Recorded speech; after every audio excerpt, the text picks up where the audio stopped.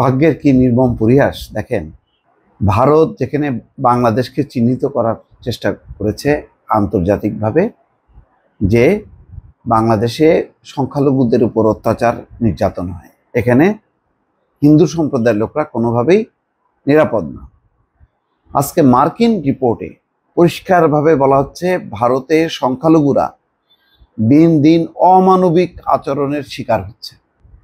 দর্শক কি বুঝলেন? দেখেন, আমেরিকা কি এরকম কোনো রিপোর্ট দিয়েছে? বাংলাদেশের বিরুদ্ধে দেয়নি, বরং কদিন আগে মার্কিন পররাষ্ট্র দপ্তরের যে ব্রিফিং, সেই ব্রিফিংয়ে যখন ভারতীয় সাংবাদিক প্রশ্ন করছে তখন বলছে না, বরং সংখ্যালঘুদের অধিকার নিরাপত্তা রক্ষায় বাংলাদেশ কর্তৃপক্ষ যে পদক্ষেপ নিয়েছে আমরা সন্তুষ্ট, আমরা খুশি। দেখেন, অথচ তাদের ব্যাপারে মার্কিন রিপোর্ট কি বলছে? কোনো ভারতীয় সাংবাদিক প্রশ্ন করে মার্কিন পররাষ্ট্র দপ্তরে? আজকে এই রিপোর্ট শুধু না, এই রিপোর্টের প্রেক্ষিতে তারা কি করলো?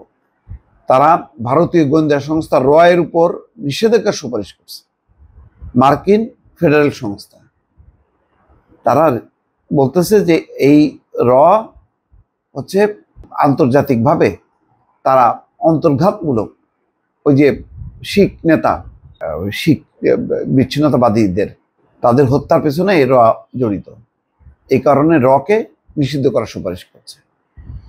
শিখ বিচ্ছিন্নতাবাদীদের গুপ্তহত্যার ষড়যন্ত্রে জড়িত থাকার অভিযোগে ভারতের বৈদেশিক গুপ্তচর সংস্থা রিসার্চ অ্যান্ড অ্যানালাইসিস উইং অর্থাৎ এর উপর সুনির্দিষ্ট নিষেধাজ্ঞা আরোপের সুপারিশ করেছে মার্কিন যুক্তরাষ্ট্রের ফেডারেল সংস্থা commission on international religious freedom. সংস্থাটি 2025 সালের বার্ষিক প্রতিবেদনে এই সুপারিশ করেছে বলে বার্তা সংস্থা রয়টার্স বলতেছে। প্রতিবেদনে বলা হচ্ছে ভারতের সংখ্যালঘুরা দিন দিন অমানবিক আচরণ শিকার হচ্ছে। প্রতিই দেখা যাচ্ছে এই যে সেদিনই একটা রাজ্যের গোলযোগে এক মুসলিম নেতার বাড়ি তারা গুড়াই দিল, বুলডোজার দিয়ে গুড়াই দিছে। আরো বহু, যেখানেই মুসলমানদের সাথে বিরোধ দাঙ্গা হচ্ছে সেখানে মুসলমানদের বাড়ি ঘরদর তারা গুড়াই দিচ্ছে বুলডোজার দিয়ে। তারা নিজেদের দিকে তাকায় না। দিল্লিতে কি হয়েছে? একেবারে স্বয়ং রাজধানী নয়াদিল্লিতে নামাজরত অবস্থায় রাস্তার উপরে লাথি মারতেছে নামাজরত এক মুসলমানকে। আর তারা বাংলাদেশ নিয়ে বড় বড় বয়ান করে যে বাংলাদেশের সংখ্যালঘুদের উপর অত্যাচার হয়। USCIRF এর বার্ষিক প্রতিবেদনে বলা হচ্ছে যে কমিউনিস্ট শাসিত ভিয়েতনাম ধর্মীয় বিষয়ে নিয়ন্ত্রণ এবং কড়াকড়ি আরোপ করেছে। সেই কারণে ভিয়েতনামকে কান্ট্রি অফ পার্টিকুলার কনসার্ন বা বিশেষ উদ্বেগের দেশ হিসেবে তালিকাভুক্তের সুপারিশ করছে ভিয়েতনামকে। চীনকে নিয়ে অভিন্ন উদ্বেগের কারণে ভারতের মতো ভিয়েতনামের সঙ্গে ঘনিষ্ঠ সম্পর্ক রেখেছে ওয়াশিংটন। বিশ্লেষকরা বলছেন যে এশিয়া এবং অন্যান্য অঞ্চলে চীনের ক্রমবর্ধমান প্রভাব মোকাবিলায় দীর্ঘদিন ধরে নয়াদিল্লিকে সহায়ক শক্তি হিসেবে দেখছে ওয়াশিংটন। অর্থাৎ চীনের প্রভাবের মোকাবেলায় ভারতকে তারা মনে করতেছে ভারতকে দিয়ে তারা এটা ঠেকাবে। এই কারণে ওয়াশিংটন ভারতকে সাপোর্ট করে, সেটা হলো দিল্লিকে ঠেকানোর জন্য। সেই কারণে ভারতে মানবাধিকার লঙ্ঘনের ঘটনাগুলো বরাবর এড়িয়ে গেছে তারা। তবে এই সংস্থার সুপারিশ বাধ্যতামূলক না হওয়ার উপর মার্কিন সরকার যে নিষেধাজ্ঞা আরোপ করবে না তার জোর দিয়েই বলা চলে।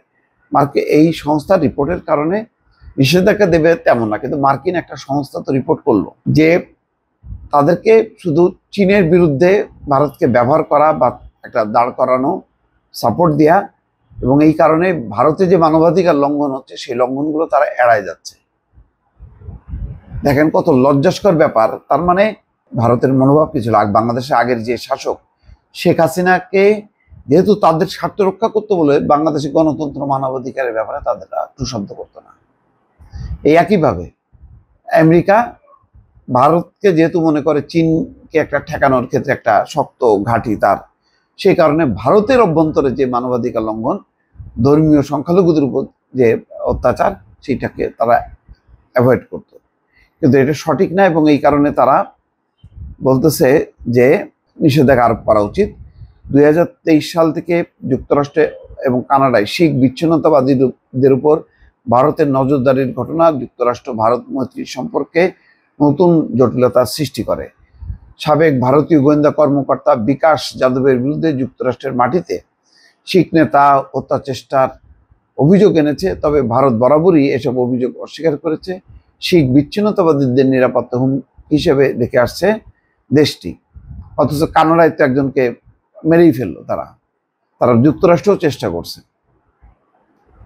তো দেখেন তাহলে ভারত এখন আন্তর্জাতিক এই রিপোর্টের মধ্য দিয়ে মানে আন্তর্জাতিকভাবে প্রমাণিত হলো যে তারা মানে ভিন্ন মতাবলম্বী সংখ্যালঘু, ধর্মীয় সংখ্যালঘু, তাদের উপর যে অত্যাচার নিপীড়ন করে এবং মানবাধিকার লঙ্ঘন করে তার একটা সুস্পষ্ট রিপোর্ট, এবং যার কারণে সুপারিশ করতেছে যে রয়ের উপরে যাতে নিষেধাজ্ঞা আরোপ করা হয়। দর্শক ভালো থাকবেন, আল্লাহ হাফিজ।